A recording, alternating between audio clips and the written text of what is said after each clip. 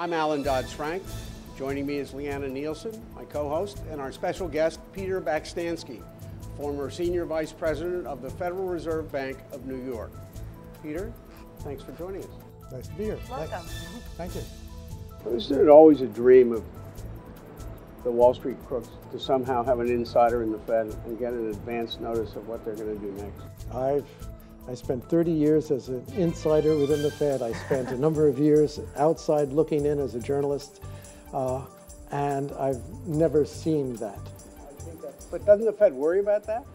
I mean, wouldn't people make billions of dollars trading on inside information? I mean, which obviously might be a consequence if you suddenly had political appointees in there. Fed governors are political appointees. Right. And the chairman is named by the president, confirmed by the Senate. They come through a complex political process. So they have to meet some tests of political acceptance. But are they going to be judged on their policy views, and will people who are politically motivated be more subject or potentially crooked than someone who's in it just because he or she came out of a financial world or just is greedy, came out of a university and is greedy? So I don't think that that issue is relevant in terms of crookedness at the Fed. Your basic point, though, is the potential for Federal Reserve malfeasance or people within the Fed taking advantage, and I've never ever seen it. There's been no example. Next year is the 100th anniversary of the Fed. I'll say virtually, but there's been no serious example of anybody at the Federal Reserve taking advantage. Having worked at the Fed for as long as you did, how do you think Tim Geithner is doing? I think he's doing very well. How has he done? The banking crisis is basically resolved at almost no cost to the American public, despite a lot of rhetoric about tens of billions of dollars showered on bankers. Virtually no cost to the American public. The growth has been almost in lots of areas, including employment, has been continuous since October of 2009, the start of the first fiscal year of this administration. So I think he's done very well. What's his biggest strength as the Secretary of the Treasury? Analytics, understanding both the politics and the economics and the dynamics of the economy. He understood early on in the crisis that banks had to be recapitalized. He understood that they had to understand the level of risks and introduced stress tests into banking, which were then released not just to the banks but to the public. And the public, seeing the breadth of risk and the bank's capital against it and the new capital because of the stress test that was required, public gained confidence in the banking system, whereas that confidence was waning, flowing out. Do you think the Federal Reserve now should be involved in lobbying to institute the Volcker Rule, or does it need to still stay out of it? The Fed has been assigned the responsibility of creating the rules to implement what Congress has passed. Right. Be it the Truth in Lending Act or Dodd-Frank or anything else, the Fed does. People then lobby the Fed.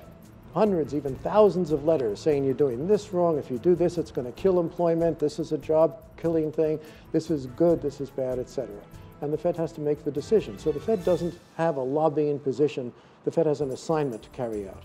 But how the Fed assesses which rules might work could have a big influence on the debate. That's right.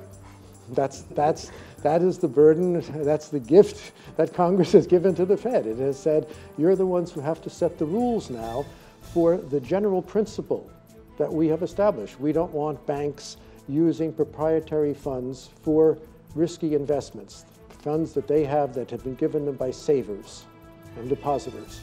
That's the rule. It's fairly simple. The Volcker Rule is not a complex conceptual approach.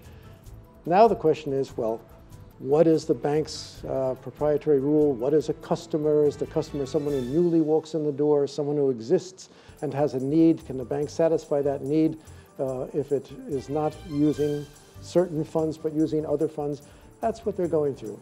Before you arrived, Leanna was asking me about a historical event, which is Citibank and Alan Greenspan, the former Federal Reserve Chairman, rolling over and letting Sandy Weill and Citibank break essentially the Glass-Steagall Act.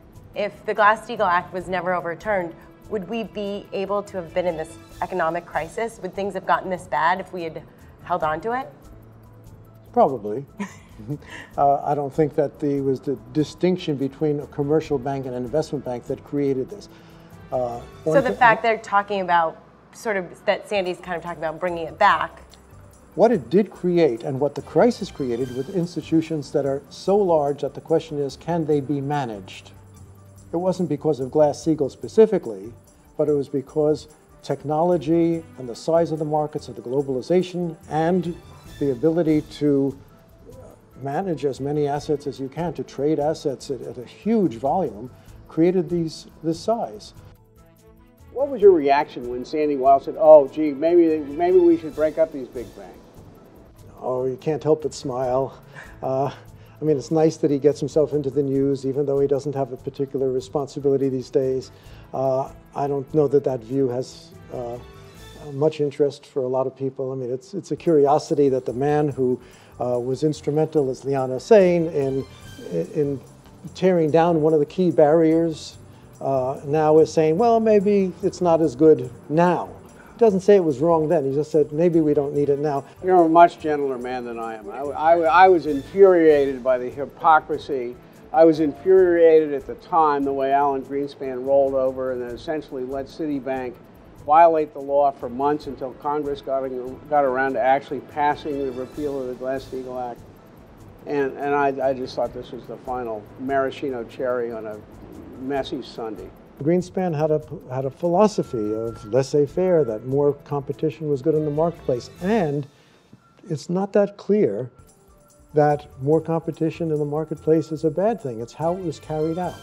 Final question about Greenspan. Now that he's been gone for a while, how do you rate his legacy and his performance? As a monetary policy implementer responsible for 18, 19 years for that in the United States, he was wonderful. He kept the growth going during periods when a lot of people were saying, stop the growth, it's dangerous, it's inflationary. He understood the expansion potential of the economy and the danger of cutting it off too short. And he managed that aspect of the Federal Reserve, its basic responsibility, its fundamental chore, very well. For better or worse, Alan Greenspan also, and the Federal Reserve, had a responsibility for bank supervision.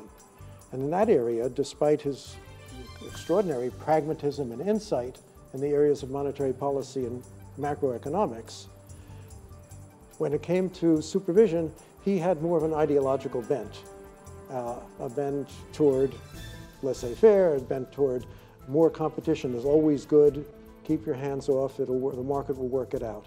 Turned out that that wasn't accurate. And that's, it was a big mess. And there's a lot of pain now because of that.